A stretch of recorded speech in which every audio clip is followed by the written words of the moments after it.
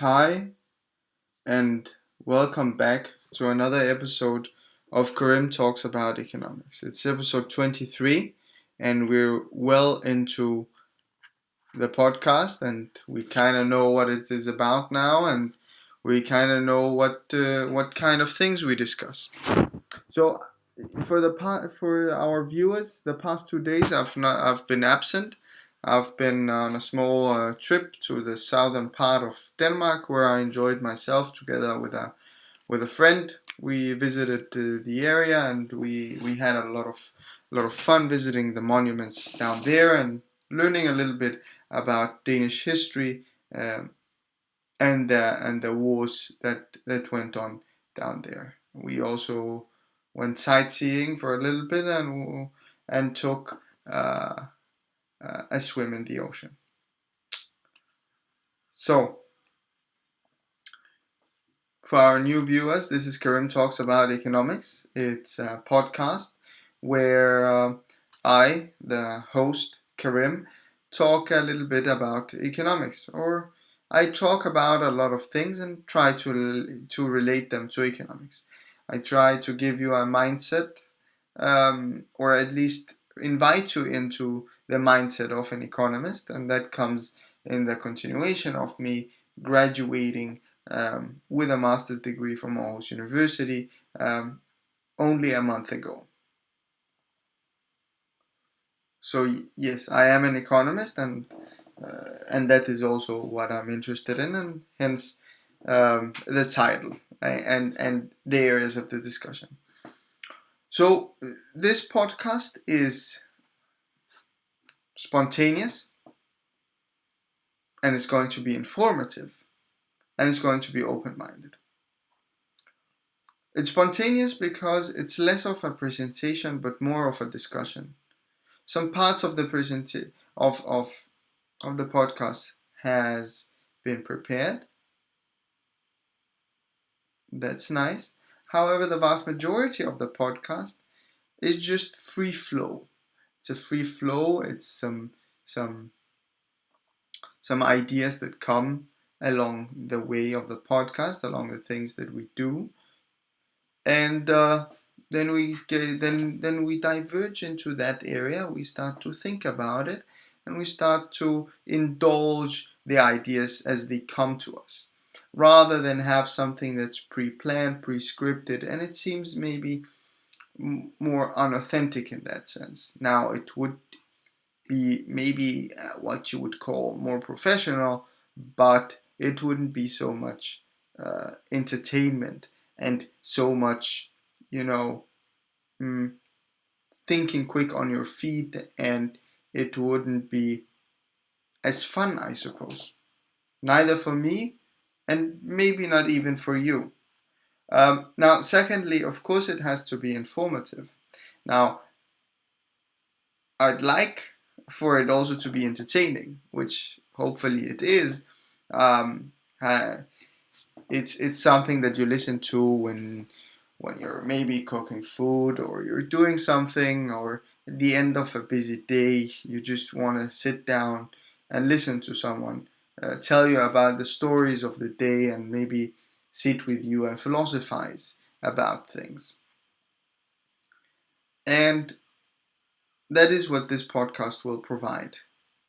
It will provide some entertainment, but it will also provide something that's valuable, something that you can take away with you, something that you might even ponder about in your spare time. So maybe you drive in a car, maybe you bike every day to work. If you have 30 minutes on the bike, maybe these are the things you would be thinking about, or at least at the back of your head. Maybe you go out for a run and your legs hurt, so you have to diverge your thinking from that hurt, and you start thinking about the things that you heard on this podcast. Thirdly, the podcast is open-minded, and it's open-minded in the sense that we're not gonna have an agenda. We're not gonna be after anybody. We're not gonna sit down and say, okay, this is the world how it is, and let's look at it from this lens. Rather, we'll try to include as many different opinions and as many different views as possible. We'll always try to be critical to ourselves and thus improve. Usually, the agenda of the podcast is the following. First, there is a news section. Then we have a follow-up from last time, which usually consists of a question that we answer together. You might add to the answer that I will provide directly in the live comment box, and I will be reading those as I go along. You may also comment along the way and provide your input that way. Thirdly, which is the main part of the podcast, which consists usually of some reading of some sorts. At the moment, we're reading in The Wealth of Nations by Adam Smith, which is a great start for people, and I suppose for all of us, for anyone who's interested in economics, to really understand the basic mechanisms.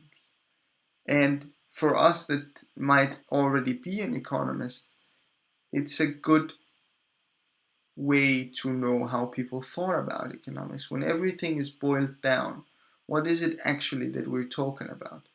We remove the numbers, we remove everything. What is the basic things? What's the core of our modern societies today? Also, if you're a historian, maybe you're more interested in how we develop from then to now. You might also be interested in the way that he portrays the world. You might be interested in the way that he describes certain things. So last time I remember we read something about slaves. Maybe that's something that intrigues you, right? Especially with what's happening around the world right now. That might be something that makes you think, okay, how bad was it actually? And what were these slaves actually doing? And what was it the white man wanted? What was it the guy who owned the slaves? What did he want? On a large level, what was it that was actually needed? So the main section is usually reading. However, sometimes we are honored to have some guests with us. And here I will invite the person either in person or on a virtual interview where you'll be hearing the voice of the individual and I'll be asking the questions. Now, you might also submit some questions and I would take those up with the individual. After we've read or we've had an interview, I sum up the points that we've discussed. And I also propose a question or an idea that we were unable to think. Or not to think about, I mean to conclude. Or something that was a little bit twisted. Maybe something that we really didn't fully understand. And that's a question that I propose that we discuss in the next section. So that relates to the follow-up from last time that comes before the reading. Right? And in this way, all the series of the podcast are really interlinked. Right? Because there is a natural development in the questions. Because the knowledge that we gain in the first episode we're using now, and in the knowledge that we gain in the 22nd we use in the 23rd. And finally, there is a Q&A session. This Q&A, you're very much allowed to give me your input, ask some questions, and I will try to answer them to the best of my abilities. And without further ado, I'm just going to go and, as I usually do, share my screen and go through the news. And as per usual, we usually look at the corona numbers to begin with. Now, it has been a couple of days since I've shared the new numbers with you. However, now we can see that we're above 15 million. Which is actually not a great increase, So that is promising. Now, of course, it has also been the weekend why the numbers might have shrunk a little bit. Not shrunk, but at least not increased with the same intensity that we were used to. And that relates to the idea of the weekend bias that we've discussed so much. The number of the recovered cases, as can seen in the green number, has now reached 9 million.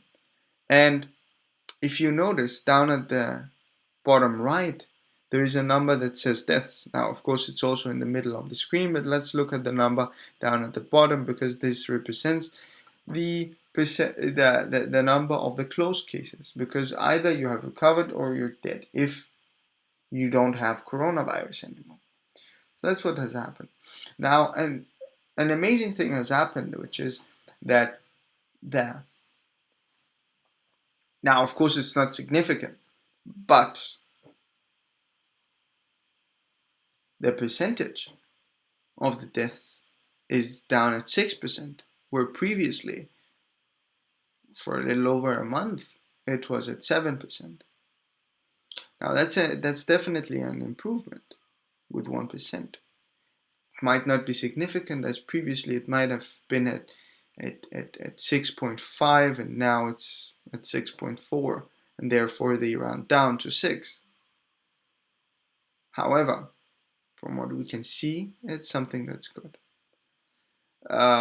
With the active cases, you can see down in the red, it's 63,000, which is nominally an increase. However, the percentage is still at 1.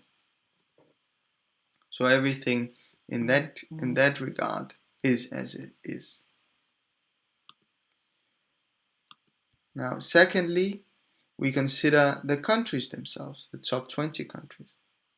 And we see that the United States is still at top 1, or the top country. And there's 4 million cases now, or there has at least been 4 million people that have contracted the disease. Brazil, a little over 2 million. India, a little over 1 million. Well, closer to 1,200,000. 200,000 is a significant number, and that should be mentioned. Russia is at 783, and every country below Russia has less than 500,000 confirmed cases. With respect to the deaths, we see that the US has now hit 1,000 deaths again this day. Might be because of the weekend, where some days they were not included in the reports. In Brazil, it has increased to 1,300 again, which is not something that's good. And in India, 600. Mexico is usually also a country with a lot of deaths. However, it's at 300. So that's an improvement. The number of cases in South Africa and Mexico has also decreased.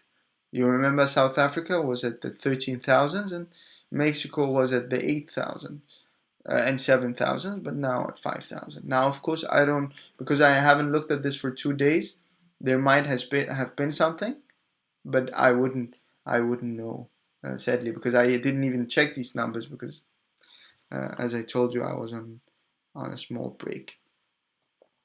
Now, the US at the very top, it is the country with the most cases, and also the country with the most new cases, which seems to be tending towards the idea that the US will maintain this first position, and also that it will gain a larger and larger margin between it and the rest of the countries.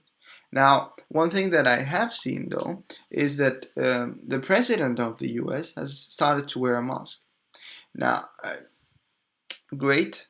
And in Brazil, there is a news that you will notice today is that the president of Brazil has contracted, or at least he was tested for the COVID-19, and he's positive. And he's positive again because notice he has been tested positive, which means that he has not recovered. Now, his case is not as severe as the one with Boris Johnson from the UK. But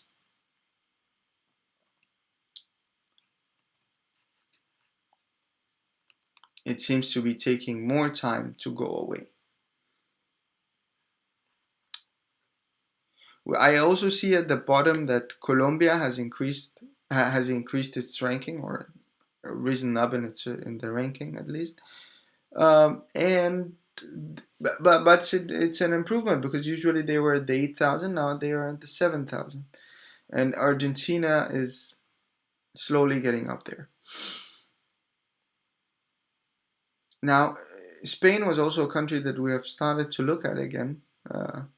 Not a major improvement from last time we looked, because it was at 1,400, now 1,358. Iran maintains to have many deaths. It's now at 14,000, and the UK is also has a lot of deaths with 110 deaths, which is actually quite significant compared to other European countries. I think that's it. Okay. I'm just gonna take the news as they come up. Now, if we start with the market here, that means that we're looking at Bloomberg firstly. We see that it seems that people are selling again, right? So those who were good at finding the bottom seem to be selling, maybe indicating that this is the top. However, they might be wrong. And who knows?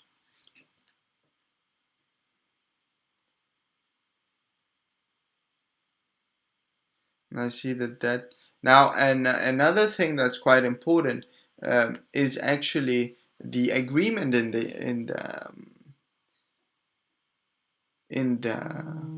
the EU, which I find to be quite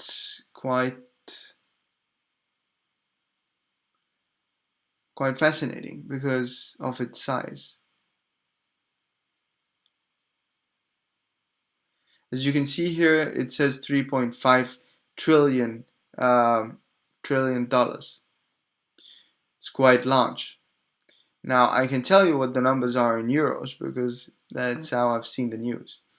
So the idea is that 750 billion are going to be grants and loans for relief right now. And the rest, which I think is 800 or something like that, 800 billion. Now, of course, I can't just play around with these numbers, as they are quite large numbers, but those numbers are but this amount is going to be used as a 7-year investment. And the loans, the loans and the grants, or the relief right now, is going to be divided into loans and grants. So some things that will be given for free, maybe to the countries that have been worse hit, maybe those countries which economies depend on tourism. And you have the other part, which is 350, which will be for loans, which might be given to the exact same countries, or maybe to the countries that are doing a little bit better.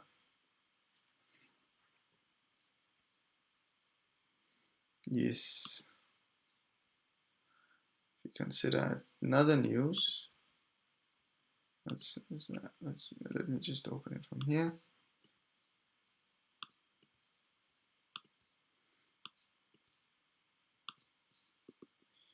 Yes, and this is the Guardian. Here we see the news about the coronavirus that has reached 15 million, as we saw. And I actually doubt that there is any other thing that is quite interesting here, as I was not intrigued by any of the headlines. Now, of course, that's also a good thing, because then they really gives us maybe the objective news, as there's nothing that's interesting. But I don't know. Maybe this website is not yeah, it's not for me. But I don't know. I like it because it's very straightforward. The Guardian is very straightforward. The reason that I say that there's nothing interesting is that there's nothing that stands out, right? It's not something that we can create a real discussion behind. Now again, we see this is Al Jazeera. Again, we see the thing with the 15, and we see the Emir of Kuwait that now has to travel to the U.S. for medical treatment. Now, that's of course maybe a little bit weird because he could just have gone to Europe, but maybe his relationship to the US, or he trusts the US a little bit more. However, the US has more cases, so that might question the capacity of the hospitals that will be able to take him and the treatment that he will be receiving over there. So I don't understand that move firstly, but it might be more political than actual, yeah, for actual things, for actual purpose. Now, of course, we cannot look away from what's happening in the U.S. Kanye West seems to be gaining traction. However, it seems that what he's saying is not, I'm not going to say not intellectual, but I'm rather going to say non-valuable. It doesn't seem that he's adding any value to debate. And now we see that he's starting to maybe, right, using his fame and the persona that he has created to his favor, where we see that his wife is now also involved in the picture, and it was with a tweet, if I remember correctly, where she said something. But I'm not going to repeat that, as this is also not, in my opinion, a worthy news. It's just interesting that they're using the fame and the celebrity point of view into this. I don't know if he's really going to be a candidate for the presidency, but it seems that his movement is really gaining traction because it's something that's nice to follow, I suppose. Because you would follow Kanye and Kim Kardashian, supposedly, regardless of whether he was running for president or not. But now he's running, so now also the mainstream media is following. Now there is also another news. Now you will notice that this news is a little bit all over, as you can see also here with the CNN. But there is actually a news that's a little bit more important, in my opinion. And of course the CNN is not gonna bring that. Yeah, of course I'm gonna be a little bit biased here, but of course the CNN is not gonna bring it up. However, it is here. It's not the headline. However, we see it here, which is that the US has closed down a consulate that China has in Houston, Texas.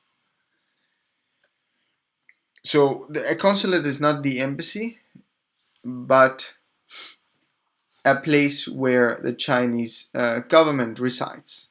At least the Chinese representatives that are in the US reside. And it is said that this is because of IP abuses by China. However, that has been going on for a long time. So the question is, well, was this just the point where enough is enough? Or is it because there has been a breach to some extended degree that the US cannot or needs to take action on? So that's something to consider. It will also have some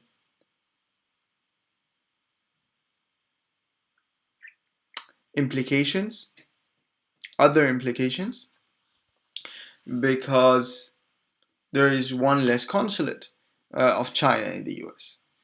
Now, by going further into this news, I discovered that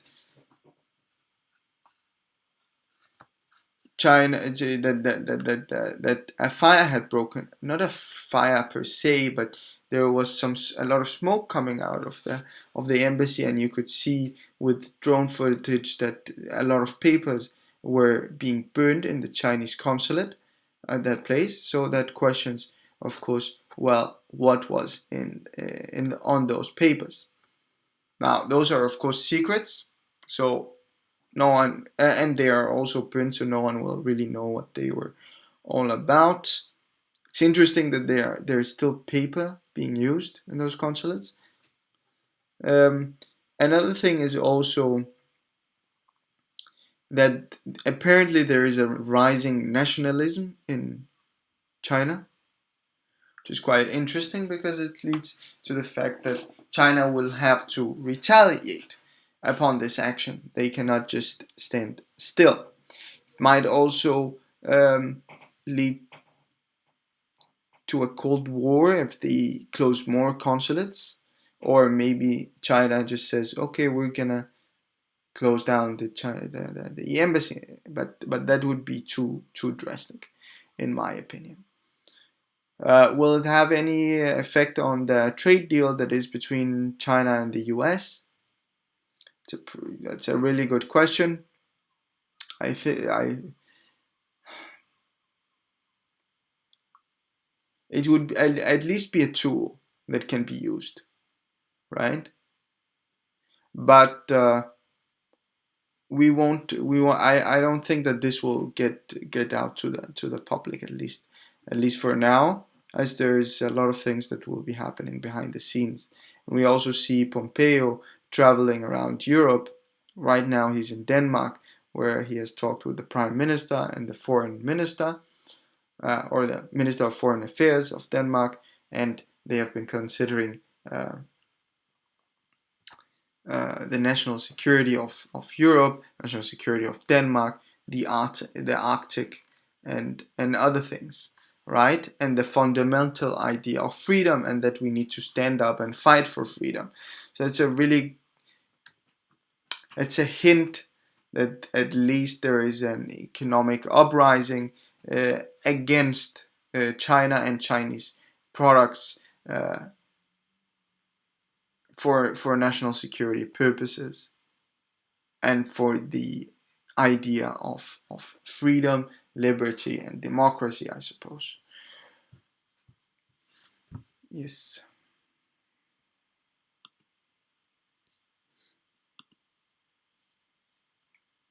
And here we see the news again. It's the same two news that, or is it the same three news that are going all over the world. And here's a picture of the fire that you see. Yes. Let's see. Yes, this is Reuters. Something that's happening here that is worth worth discussing. Maybe this idea that maybe they will start to ban other things from China as well. I didn't know. I don't know why I said other things, because they haven't banned anything from China yet. But that might be the next step. Intellectual property, right? And apps and things like that, closing those down. And you see that you cannot have there might be a law such that government employees cannot have the TikTok app on their phone, because we know that that app tracks everything that this individual does, and therefore they can gather information about that individual. Now, it's interesting because the app is only about posting videos, so the idea that it might track location is quite fascinating and a reason maybe for concern. But Facebook does the same. And the question becomes, well, do we trust China and the intentions of China, and do we trust the intentions of Facebook and the United States? And apparently we've chosen to trust the later rather than the first one. And the idea is based on a totalitarian government in China. And that's the thing that is freaking us out. If it was a country with, I suppose, it has a free market to some degree, but if it had a true free market, democratically elect government with multiple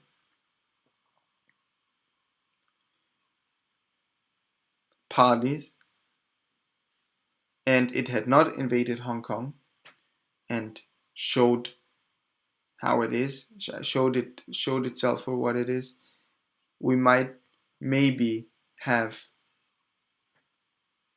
not taking an aggressive look on China, and we might have wanted and welcomed the Chinese investments, which we have done, right? The 5G Huawei in the UK. However, after all of the things that China did, it was banned, and that was in the news, if you remember, a couple of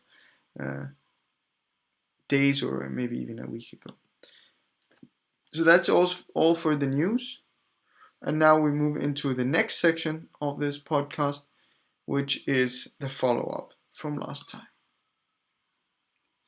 As you can see, the follow-up from last time is the following question, which is: does modern capitalism provide opportunity, or has it discouraged people and created idle men?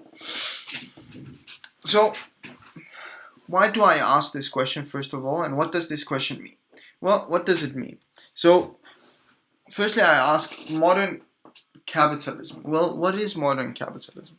Well, for me, modern capitalism is a society where every single individual can invest his money where he pleases and to what he pleases, and she and they and yeah, all that, all the sexes and all the genders.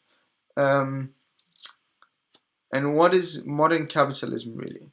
Well, with modern capitalism, I suppose that I mean the modern society that we live in, and more specifically, it's the range of the income and the expansion of the, yes, you can see my hands, and the expansion of the income. I wouldn't say the income.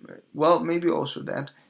So the income bracket, the expansion, not the income bracket because that's something else.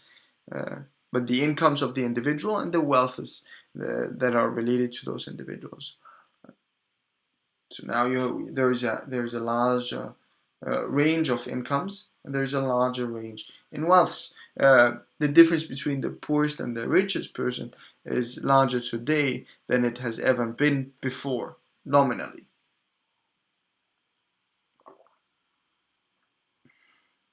Now everyone might have become better off today. However, the difference has become very, very, very large between the two. And that is what I see as modern capitalism. And has it provided opportunity? And with opportunity,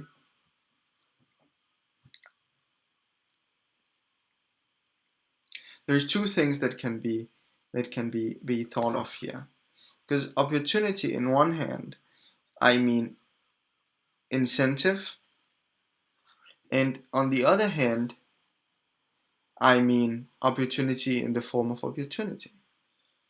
Because modern capitalism is not only the idea that I said the range of the wealths and the incomes has increased and the differences has increased, but also that anyone that want to raise capital can really raise capital, right? So that's modern capitalism. Has it? And then the question, well, has it provided that? Well, since I'm defining them as this, it really has. Now the question that's interesting, right? So it has created, yes, opportunity, I suppose, but then the question of incentive is quite interesting. Behavior of people, mentality of people, and then comes the if, or the opposite of the question. Or has it discouraged people and created idle men? So with them, this means that my meaning with discouraged people is that it has created idle men. Or maybe there's a direct relationship between discouragement and ideal men. Now, ideal is a definition from Adam Smith, where he describes well, idle basically means that it's lazy people that work as little as possible. They try to earn as much as possible with as less work as possible. So that's the question. Has it created that? Has it created idle men? Now, of course, the true answer is something in the middle. Um, this question is the follow-up from episode 22, so it's a question that I've slept on for 3 days. I did discuss it with my friend. It's called Silvio, which we've actually had on the podcast, and he gave a different point of view because he has a different belief of how the market should work. So he says that socially, yes, capitalism has provided opportunity rather than discouraged people. However, economically, it has created idle men. Now, I did try to dwell into those things, and I was not very successful in understanding what was meant. However, I will try to explain what I understood at least. So the idea is that modern capitalism has created opportunity in the sense that we have more choices today. There is more, I suppose, luxury. There is more luxury. There is a lot of variety of things that you can get today. You can buy a lot of different things. You can get things that are cheap, things that are expensive, high quality, low quality, ecological, non-ecological, vegan, non-vegan, vegetarian, pescatarian, eggs from chicken that has been fed with corn, chicken that has been fed with chicken feeders, chicken that has been allowed to go outside, chicken that has not been allowed to go outside. So there is a lot of variety, and that's what capitalism has provided. Because with any other different system, you'd only have the basic necessities, and you wouldn't have this variety, as there wouldn't be any incentive to create the variety. At least in my opinion, I see that there would be no incentive to create the variety. And economically, the idea was that it created idle men, because you get discouraged by the idea that there's a lot of much richer people that are more than you, maybe working against you, right? You feel a little bit powerless if you have to compare yourself with them, and if you consider your social status to them. Now, another point is also that modern capitalism might have created the working poor, which is, of course, not something that we economists like, because that means that the work that the individual is doing is not paying him enough to sustain himself and maybe also his family, and that would mean that this work does not pay off, or that the money has been taken and not given to the actual individual that is doing the work.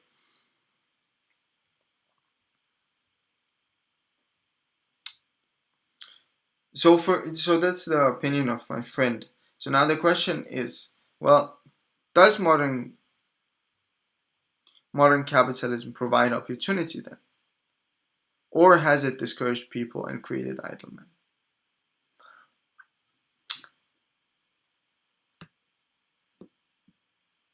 For me, it's a little bit difficult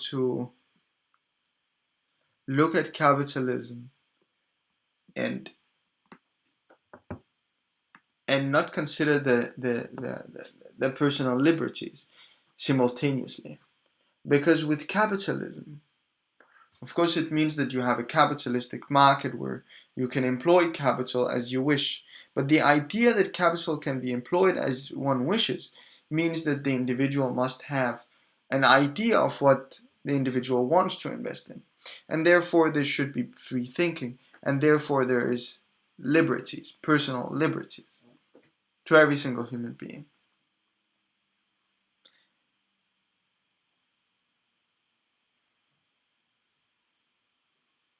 And therefore, I do believe that capitalism has provided a lot of opportunity and a lot of incentive for people to try to do new things.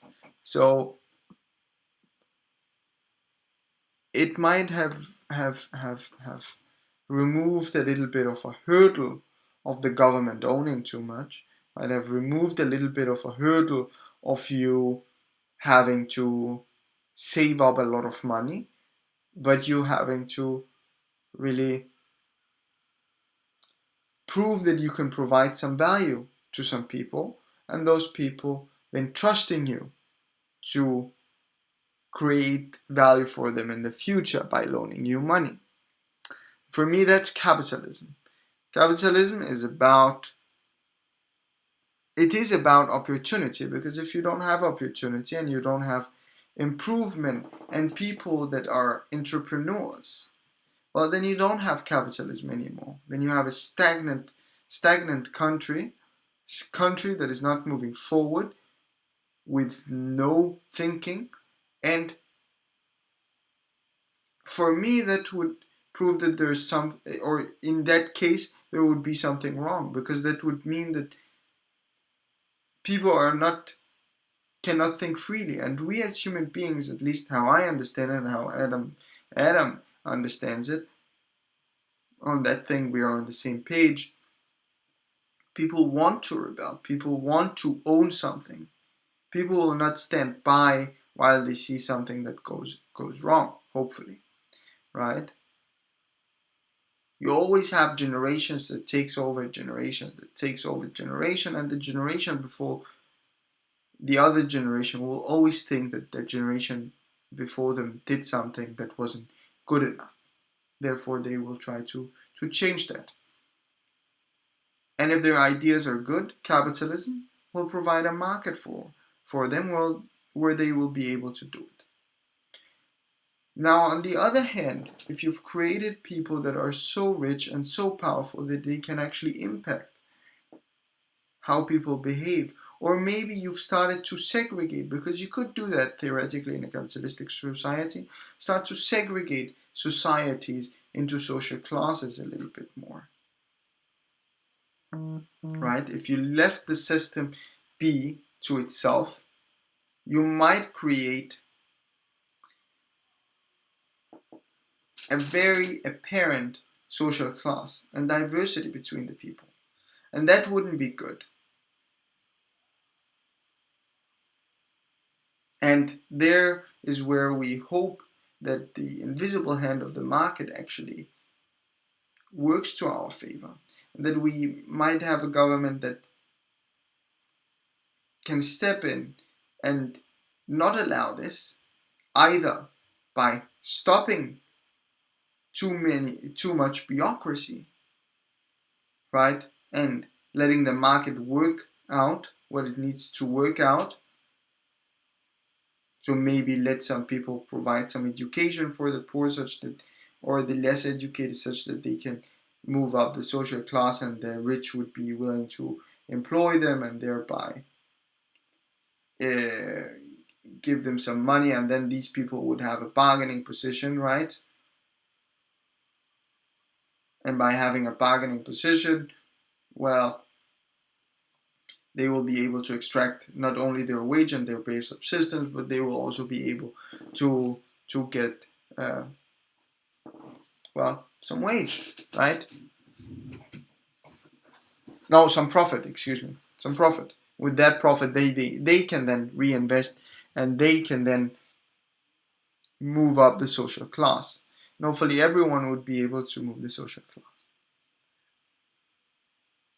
Now, of course, this doesn't happen with the top sleeping, and therefore those will also expand. Maybe those people at the top die, and because of the market that we have, hopefully it will be divided amongst a lot of people, because the richer should have an incentive to bear more births, or maybe just be good people and maybe see something that's bad in the system and then help out. However, the government should also come a little bit in here, as not to create a hidden society where you invest into certain things and not to other things.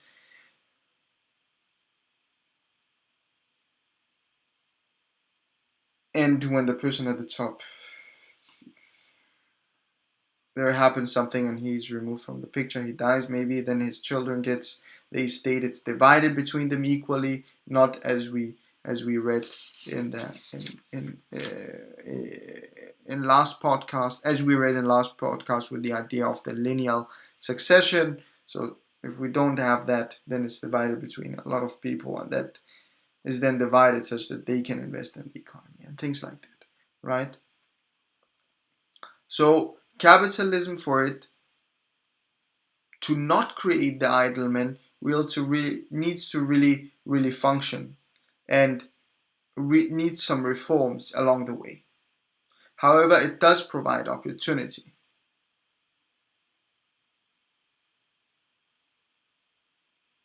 And that's the answer that you get from me to that question. So that was it with the follow-up from last time, and we're now, and I really have to start to shorten those things out, because we're nearly already an hour into it. But now we're into the follow-up from last time, which is reading. As I don't have someone with me today.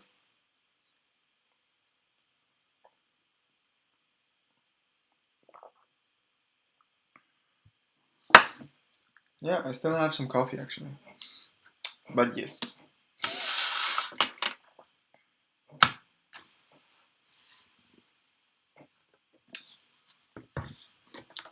So we have reached page, let's see, 206, and we are reading about why there has been a discouragement of agriculture in the ancient state of Europe after the fall of the Roman Empire. And we talked about slaves, we talked about colonies, we talked about the lineal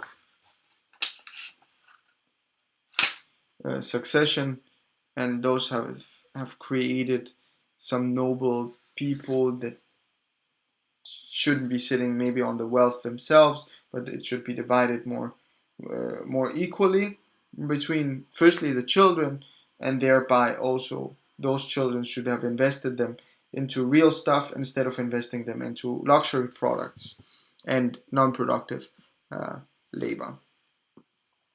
Okay, just give me a second until I get a pencil.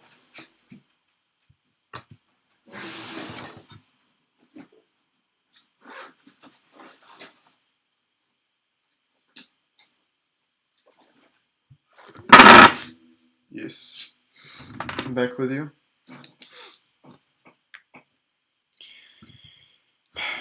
Okay, it could, and we're nearly at the bottom. Okay, it could never, however, be the interest even of this last species of cultivators to lay out in the further improvement of the land any part of the little stock which they might save from their own share of the produce, because the landlord who laid out nothing was to get 1/2 of whatever it produced. The tithe, which is but 1/10 of the produce, is found to be a very great hindrance to improvement. A tax, therefore, which amounted to 1/2, must have been an effectual bar to it. It might be the interest of the Metaya to make the land produce as much as could be brought out of it, means of stock furnished by the proprietor, but it could never be his interest to mix any part of his own with it. In France, where 5 parts out of 6 of the whole kingdom are said to be still occupied by this species of cultivators, the proprietors complain that their metayers take every opportunity of employing their master's cattle rather in carriage than in cultivation, because in the one case they get the whole profit to themselves, in the other they share them with their landlord. This species of tenant still subsists in some parts of Scotland. They are called steel bow tenants. Those ancient English tenants who are said to said by Chief Baron Galbet and Dr. Blackstone to have been rather bailiffs of the landlord than farmers, probably so called, were probably of the same kind. To this species of tenant succeeded, though by very low degree, farmers, probably so called, who cultivated the land with their own stock, paying a rent certain to the landlord. When such farmers have a lease for a term of years, they may sometimes find it for their interest to lay out part of their capital in the future improvement of the farm, because they may sometimes expect to recover it with a large profit before the expiration of the lease. The possession even of such farmers, however, was long extremely precarious and still is so in many parts of Europe. They could, before the expiration of their term, be legally ousted of their leases by a new purchaser. In England, even by the fictitious action of common recovery. If they were turned out illegally by the violence of their master, the action by which they obtained address was extremely imperfect. It did not always recite them in the possession of the land, but gave the damages which never amounted to a real loss. Even in England, the country perhaps of Europe, which the yeomanry has always been most respected, it was not till about the 14th of Henry VII that the action of the ejectment was invented, by which the tenant recovers not damage only, but possession, and in which his claim is not necessarily concluded by the uncertain decision of single assize. This action has been found so effectual a remedy that in the modern practice, when the landlord has occasion to sue for the possession of the land, he seldom makes use of the action which probably belongs to him as a landlord.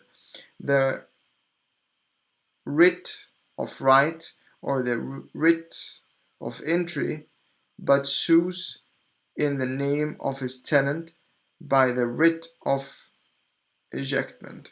In England, therefore, the security of a tenant is equal to that of the proprietor.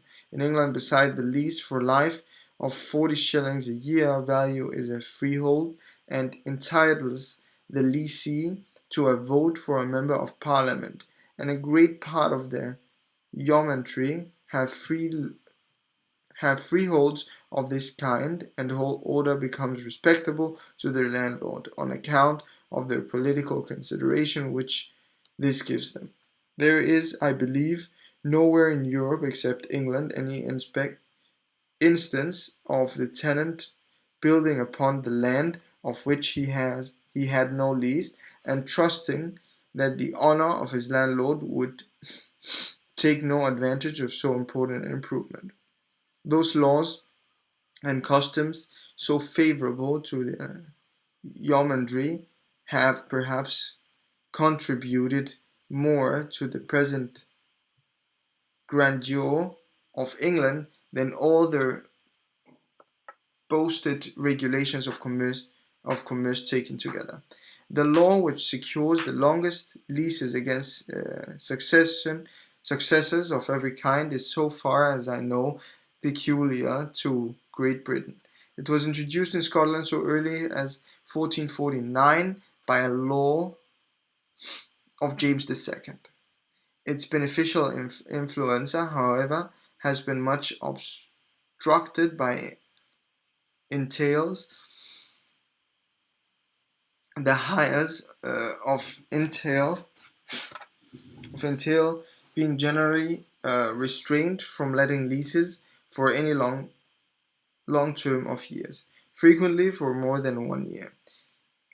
A late Act of Parliament has in this respect somewhat slackness their fetters, though they are still by much too strained. In Scotland, besides, as no leasehold gives a vote for a member of Parliament, the yeomanry are upon this account less respectable to their landlord than in England. In other parts of Europe, after it was found convincing to secure tenants both against hires and purchasers, the term of their security was still limited to a very short period.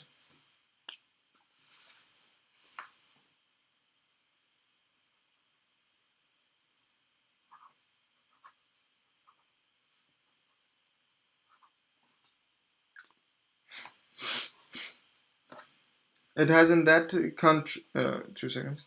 Yes. Tenants both against and limited to very short. In France, for example, to 9 years from the commercial and the lease. It has in that country indeed been lately extended to 27, a period still too short to encourage the tenant to make the most important improvements. The proprietors of land were anciently the legislators of every part of Europe. The laws related to the land, therefore, were all calculated for what they supposed the interest of the proprietor.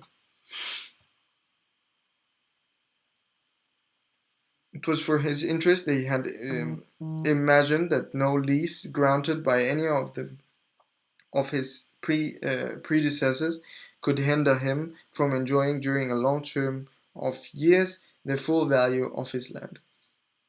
Avarice and injustice are always short-sighted, and they did not foresee how much this regulation must obstructed improvement, and thereby hurt in the long run a real interest on the landlord.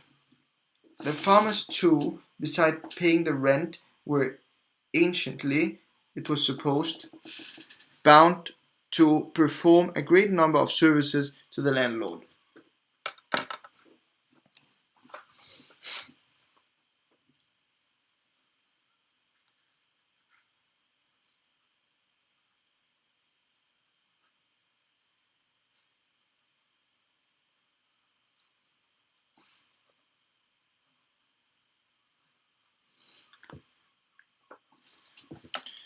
Let's see, services to the landlord, which were seldom either specific in the lease or regular by the precise rule, but by the use of the want of the mania or barony.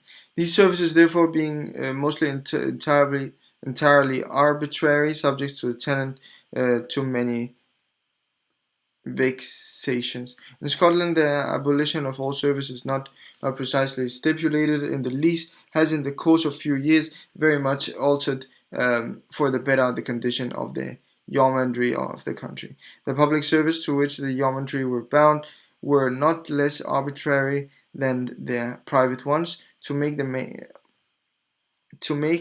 and maintain the high roads, a servitude which still subsists, I believe, everywhere there, though with different degrees of oppression in different countries, was not the only one when the king's troops, when his landlords, or his officers of any kind passed through any part of the country, the yeomanry were bound to provide them with horses, carriages, and provisions at a price regulated by the purveyor. Great Britain is, I believe, the only monarchy in Europe where the oppression of the uh, purveyance has been entirely abolished. It still subsists in France and Germany. Interesting that he calls it Germany and not Prussia, but I suppose, yeah, it was Germany at that time. Okay, so the public taxes to which they were subject were irregular and oppressive as the service. The ancient lords, though extremely unwilling to grant themselves the pecuniary aid to serve the sovereign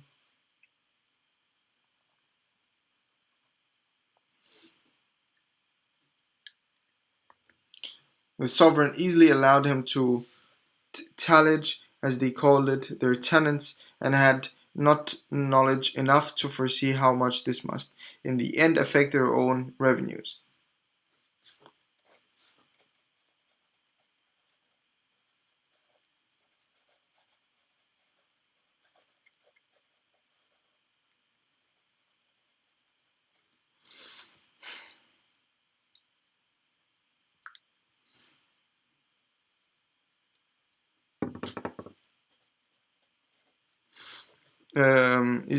Yes,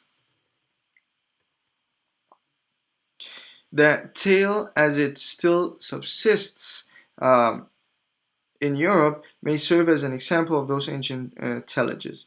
It is a tax upon the supposed profits of the farmer, which they estimate by the stock that he has upon the farm. It is his interest, therefore, to appear to have as little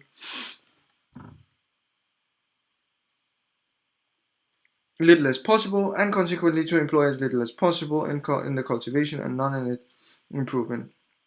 Should any stock to happen to accumulate in the hands of French farmer, the tile is almost equal to the prohibition of every employee upon the land.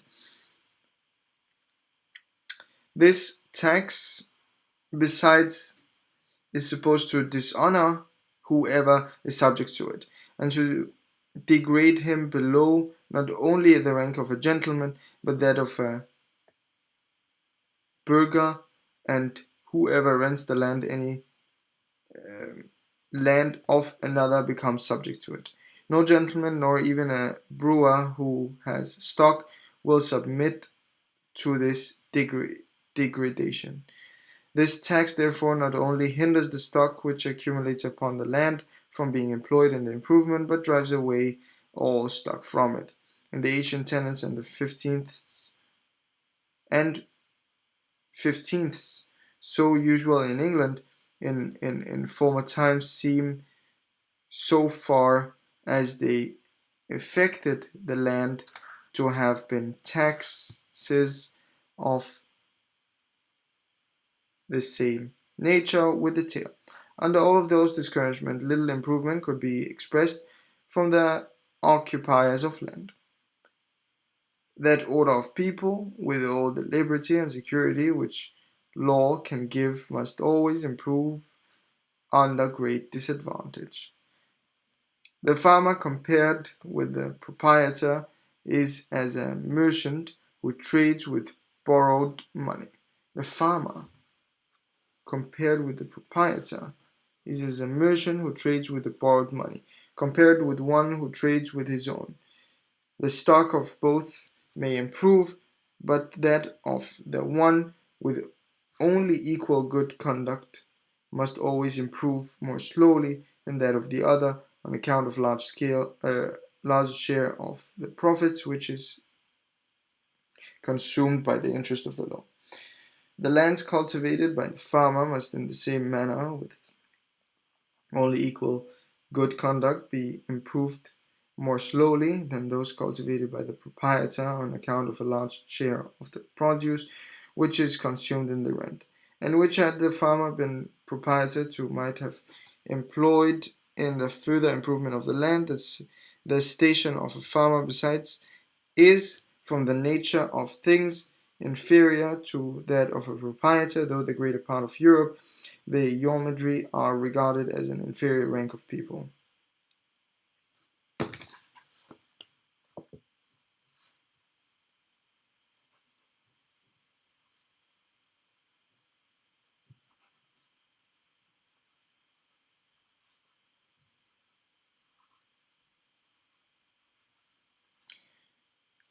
Yes, a great part of Europe, the Yormidri are regarded an inferior rank of people. Even to the better sort of tradesmen and machines, and in all parts of Europe to the great merchants and master manufacturers. It can seldom happen, therefore, that a man of any considerable stock should quit the superior in order to place himself in an inferior station. Even in the present state of Europe, therefore, little stock is likely to go from other professions to the improvement of land in the way of farming. More does perhaps in Great Britain than in any other country, though even there is a great stock with stocks which are in some places beyond in farming have generally been cured by fanning the trade, perhaps in which of all other stocks is commonly acquired most slowly. After all, proprietors, however rich and great farmers, are in every country the principal improvers.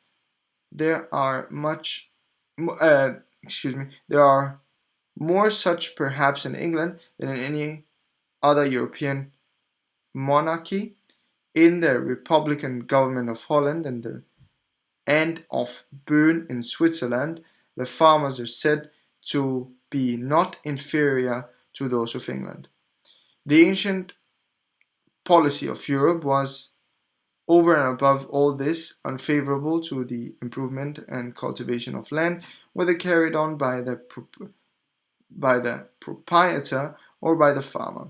First, by the general prohibition of the explorer of corn without a special license, which seems to have been a very universal regulation, and secondly, by the restraint which were laid upon the inland commerce not only of corn but of almost every other part of the produce of the farm by the absurd laws against engrossers, regarders of forestellers, and by the privilege of pairs and markets.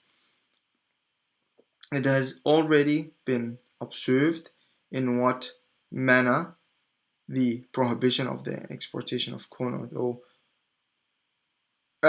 exportation of corn, together with some encouragement given to the importation of foreign corn, obstructed the cultivation of ancient Italy, naturally the most fertile country in Europe, and at the time the seat of the greatest empire in the world. To what degree such restraints upon the inland commerce and this commodity, joined to the general prohibition of exportation, must have discouraged the cultivation of countries less fertile and less favorable circumstances, it is not perhaps very easy to imagine. I suppose if Europe was overall favorable.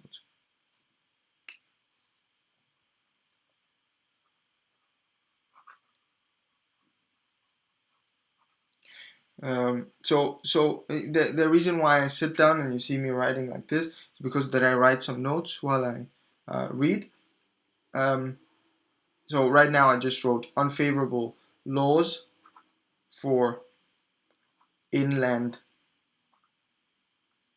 trade and exportation, or maybe yeah, inland. It's not inland trade, but it's inland. Maybe inland trade, and then further also the idea that what was it? Laws of inland trade and yeah, unfavorable laws for the improvement and capital investment in land. Yes, now we've reached the third chapter of book number 2, which has the following title: Of the Rise and Progress of Cities and Towns After the Fall of the Roman Empire. So that will be a continuation of what we read today, a direct continuation, I actually think. It's going to be interesting what it's going to be about, because suddenly the countries are thriving, even though we have some laws that goes a little bit in the direction of not favoring um, agriculture. Okay, and that was it for the reading. Now to the new thoughts. So we finished up chapter 2. Why did agriculture not catch on after the fall of the Roman Empire? We discussed a lot of things, a lot of laws about the linear succession, the slavery part, and the expansion of cities and things like that. And today we talked about the ranking of people. Firstly, so there's a lot of talk, and we don't really need to understand what's the difference between the farmer, the landlord, and the tenant, and uh, and uh, and the lord, and well, I suppose that's the landlord, but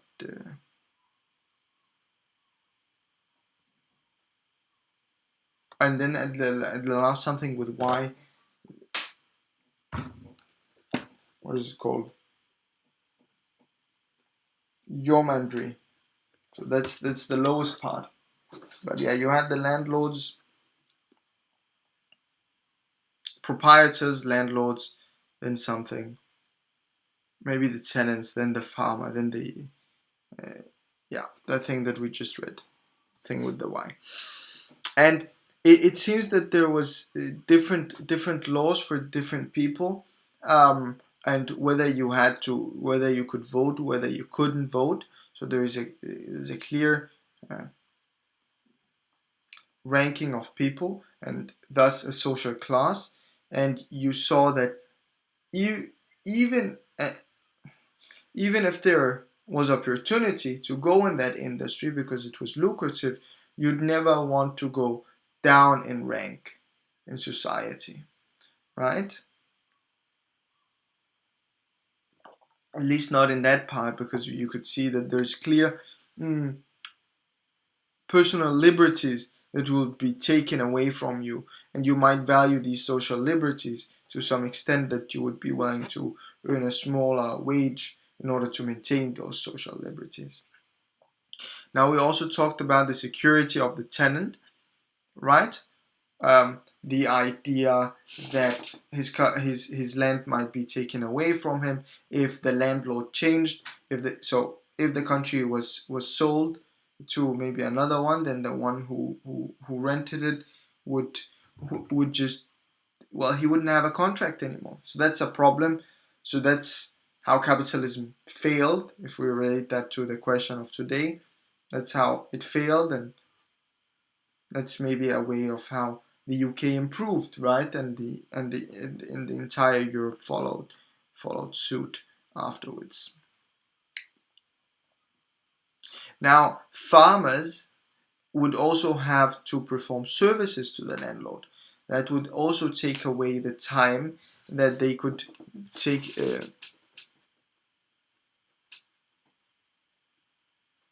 take away time from productivity that could have been spent on the land, right?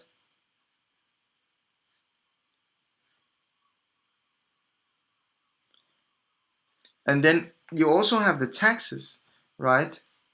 That you have to pay to the sovereign. And the idea was, it was not the landlords that had to pay these, it was maybe the tenants, actually the ones that were producing. And if you have to pay those, well, then you have firstly less money to invest in the land. Two, you have an incentive to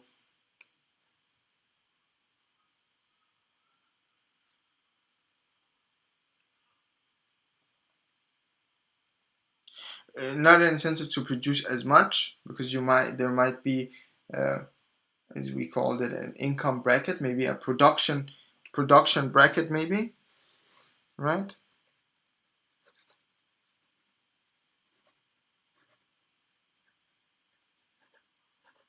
That you want it to be below, such that you could keep more to yourself, and therefore you wouldn't invest as much, right?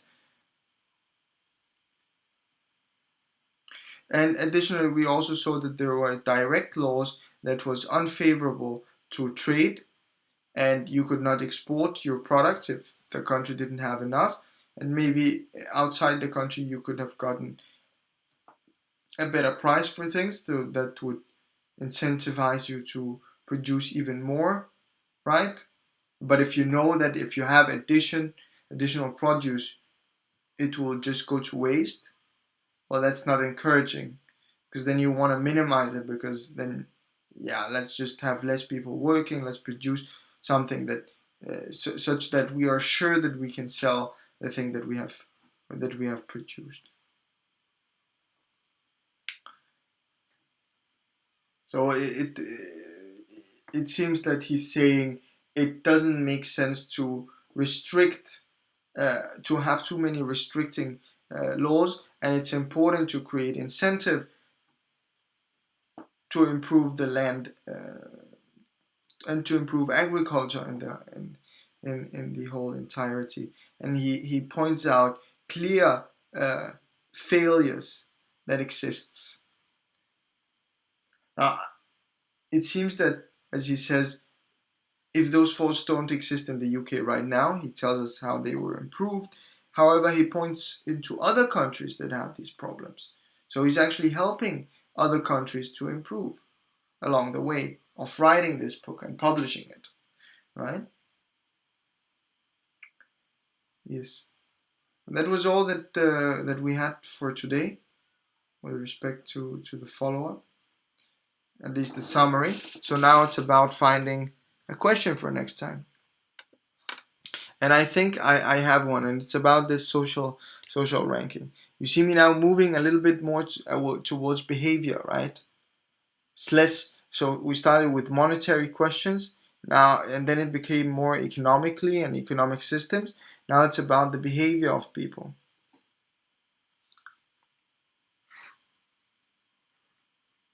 So a question that we might ask, right? It's this idea of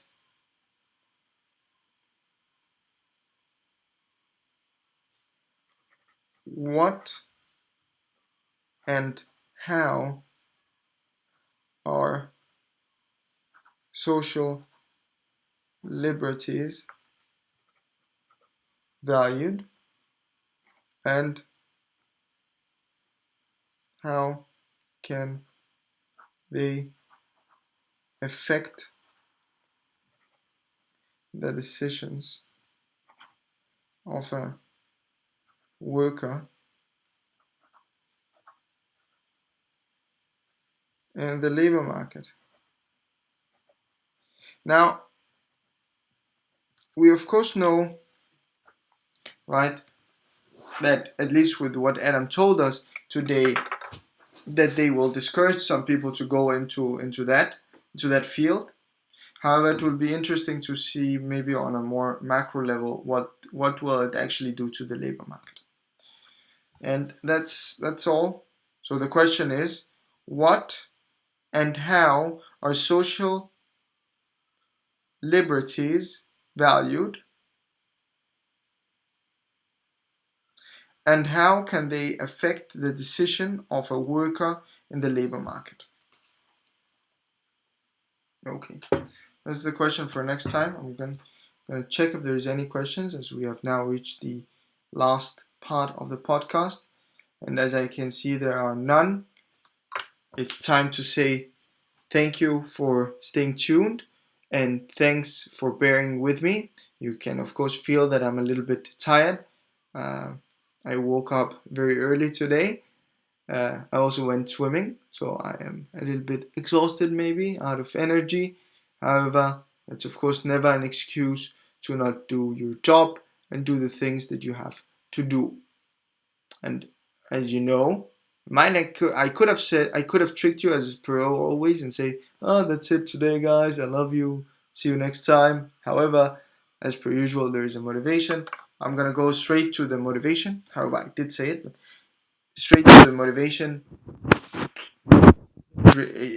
I have thought about a couple of motivations, but I think I'm just gonna go to the one that's more literal. I'm tired. I could feel that I'm tired while I was reading. However, I had to concentrate. I had to pick myself up.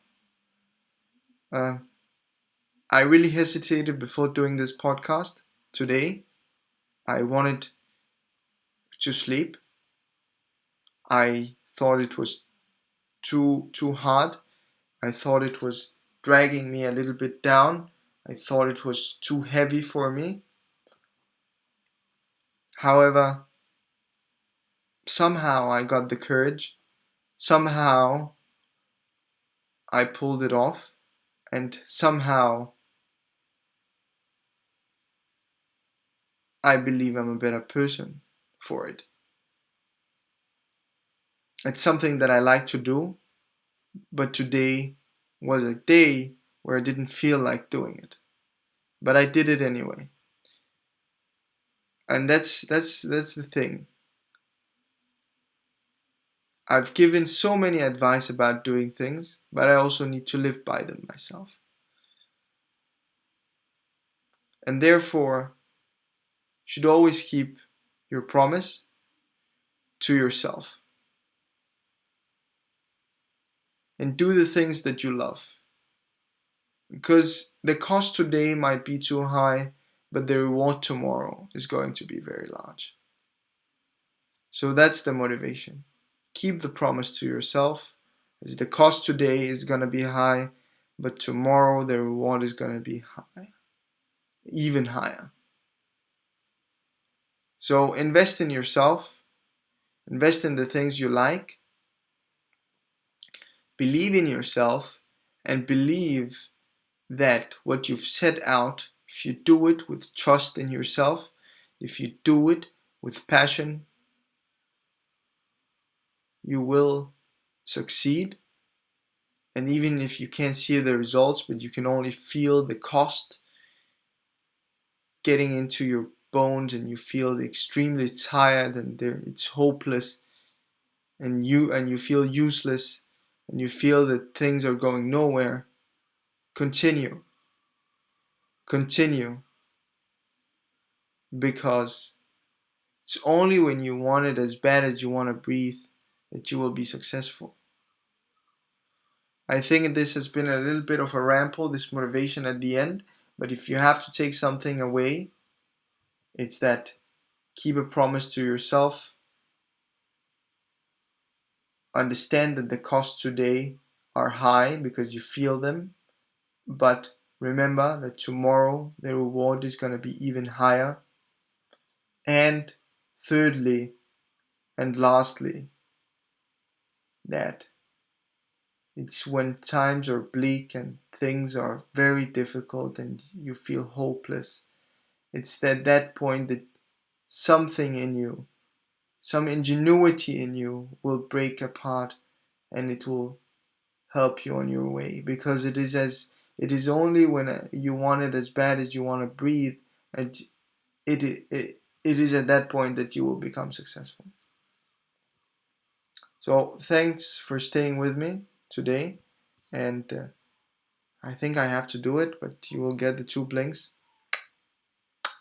And as per usual, I love you all, and see you tomorrow to an interesting podcast 24. Take care.